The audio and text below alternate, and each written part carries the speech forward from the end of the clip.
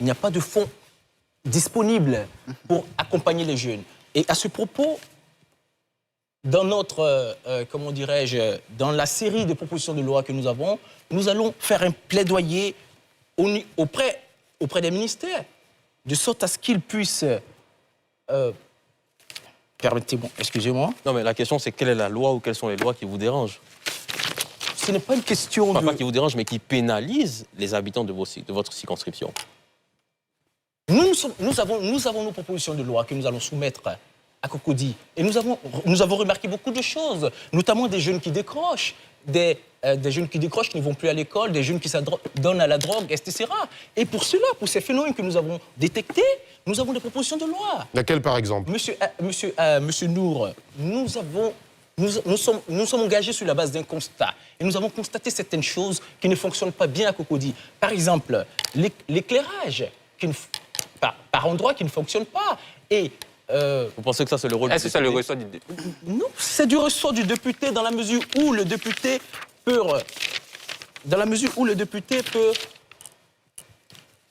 Parce qu'il y a un budget de l'État.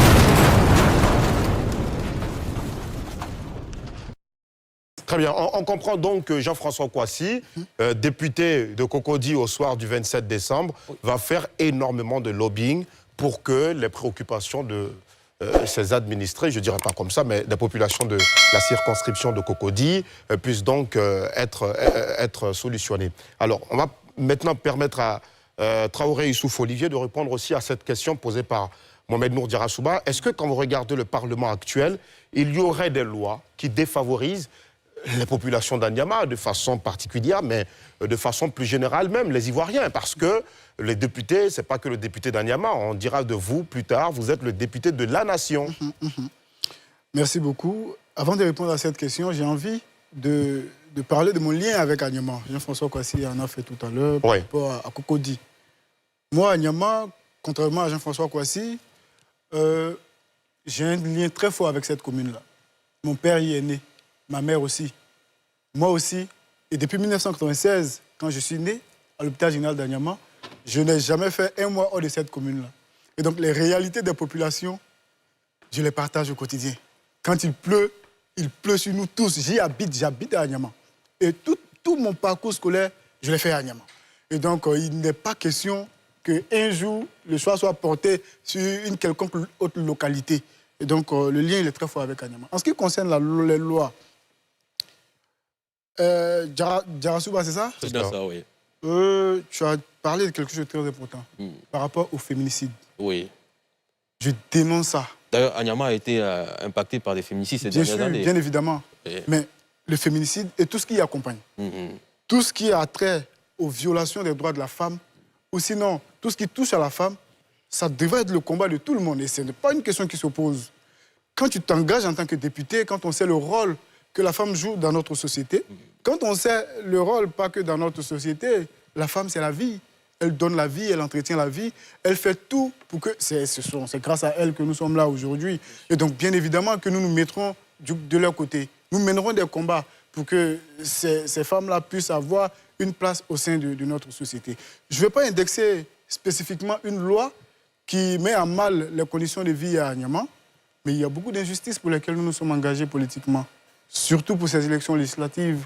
Et donc, quand on a l'instrument des députés, ça pourra nous aider à lutter considérablement contre ces fléaux-là.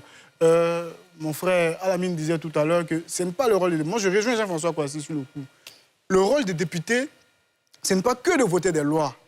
Le député, il défend et il protège l'intérêt de ses populations. Absolument. Et donc, dans le cas de l'électricité, par exemple, le député peut se mettre du côté de sa population, peut aller plaider, comprendre pourquoi est-ce que ma population n'a pas de l'électricité. On va permettre au candidat. Voilà, non. C'est ça le problème. Non, pas de budget. Le député n'est pas un acteur de développement direct. C'est cela. Mais il peut quand même être un acteur de développement.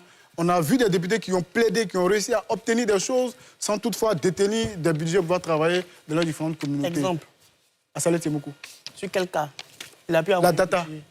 Non, est-ce qu'il a pu avoir un budget? Non, pas de budget. Je ne dis pas que le député détient un budget. C'est pas ce que j'ai dit. Il a dit qu'il peut poser des actions qui vont contribuer à l'amélioration de nos conditions de vie. Sur la data, justement, qu'est-ce qui a changé concrètement sur la data?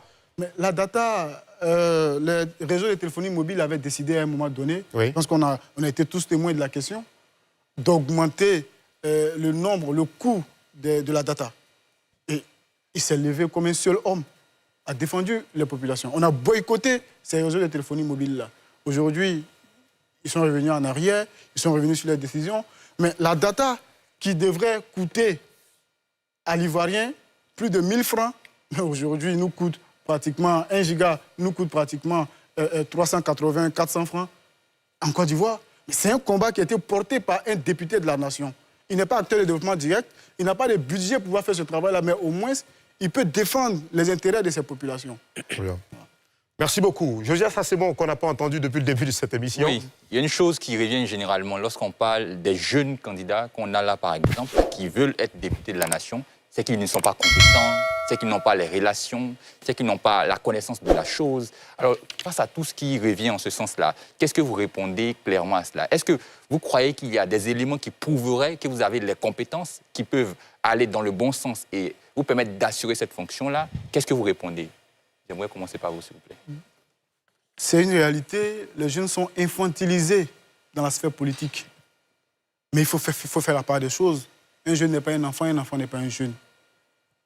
Et quand on s'engage politiquement, on a l'habitude de voir que les gens dramatisent la participation politique des jeunes. Mais les jeunes, ils sont en train d'apprendre aussi. On a tous été jeunes à un moment donné. Le président Alassane Ouattara, il n'est pas devenu président, c'est-à-dire par hasard. Il a appris, il a eu un parcours. Mais quand un jeune s'engage, il faut lui permettre d'avoir aussi un parcours, d'accumuler de l'expérience. Mais on ne s'engage pas en politique sans être sûr de ses armes. La politique, c'est quoi? Quand on décide de s'engager politiquement, c'est parce qu'on a un projet à défendre. C'est parce qu'on a des aspirations pour une communauté bien visée. Donc, je ne vois pas pourquoi on doit mettre le sujet de l'âge sur la table. Non, ce n'est pas tellement le sujet de l'âge, c'est aussi le sujet de l'expérience. C'est-à-dire qu'on ne croit pas aux capacités des jeunes eu égard à leur inexpérience. Ils n'ont jamais dirigé. Ils n'ont pas encore été élus, ils n'ont pas eu d'expérience politique majeure. Et donc, certains craignent qu'il n'ait pas le coffre nécessaire. C'est cela la question. Mais voilà pourquoi il faut leur donner une chance de diriger. Et donc, expérimenter. Et, en fait, il faut qu'il y ait des cas pour qu'on dise que ce jeune-là, on l'a voté dans cette circonscription, il n'a pas pu faire le travail. Il faut donner la chance aux jeunes. Une seule chance.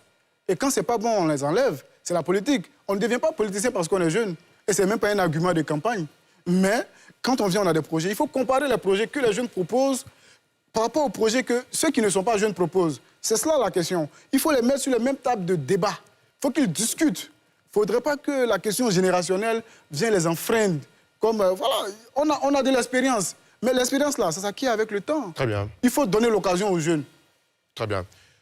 Jean-François Kouassi, sur cette même question, avant de prendre la relance de la mine. Merci beaucoup. Alors, moi, j'ai une question aussi à vous tous ici présents. Qui est-ce qui est né avec l'expérience? Personne. Comment? Personne. Alors, d'accord. Ce qui veut dire que, pour rejoindre mon frère, l'expérience s'acquiert. Mais si on ne nous donne pas notre chance, comment est-ce qu'on sera expérimenté? Mais est-ce qu'en politique, on donne la chance à quelqu'un? Mais est-ce voilà, que vous ne devez pas gagner mais cette nous chance? sommes venus la gagner, cette chance. Et nous sommes venus prendre notre place. Nous sommes venus la chercher. Peut-être qu'avec quelques tâtonnements, mais on va y arriver. Et c'est au fur et à mesure qu'on va y arriver. Pour ce qui est des capacités, au fur et à mesure, les capacités arrivent. Nous avons des capacités à certains niveaux. Mais ce n'est pas pour autant qu'on va s'accommoder de toutes ces lois discriminatoires, toutes ces lois excluantes qui ont été votées pour exclure les jeunes, pour les tenir à l'écart de la politique. Quelle loi exclut les jeunes? Par exemple, la Constitution, l'article de la Constitution, l'article 55, qui dit qu'il faut avoir 35 ans pour être candidat à l'élection présidentielle. Moi, j'estime que c'est une loi discriminatoire. Elle n'a pas sa place. Il faut qu'on l'amende. Il faut qu'on la révise. Il faut qu'on la révise. Pour aboutir à quelle finalité? Pour la ramener à 30 ans ou 25 ans, même. Mais Ah, vous ne voulez pas qu'on ramène ça à 18 ans, par exemple, comme vous l'avez dit? Pourquoi pas? Et que diront alors les jeunes de 15 ans qui se croient capables d'être président de la République? Mais- Ça sera discriminatoire. Non, mais puisqu'on est candidat, on est Électeur. citoyen. On est citoyen seulement qu'à partir de 18 ans. Voilà. Si la citoyenneté est ramenée à 15 ans, alors on va ramener aussi l'âge pour être président de la République à 15 ans. Et le plus important, c'est quoi? Le président, il est élu au suffrage universel direct. Vous comprenez? Ça veut dire que un président qui est élu, il rencontre l'assentiment populaire. Les Ivoiriens sont d'accord. La majorité des Ivoiriens sont d'accord avec lui. Si les Ivoiriens estiment que c'est Jean-François Kouassi qui est en mesure de les gouverner, mais libre à eux de le décider. Voilà. Mais on ne doit pas réduire le champ, l'accès au pouvoir par des lois. Et là, moi, je ne suis pas d'accord avec cela.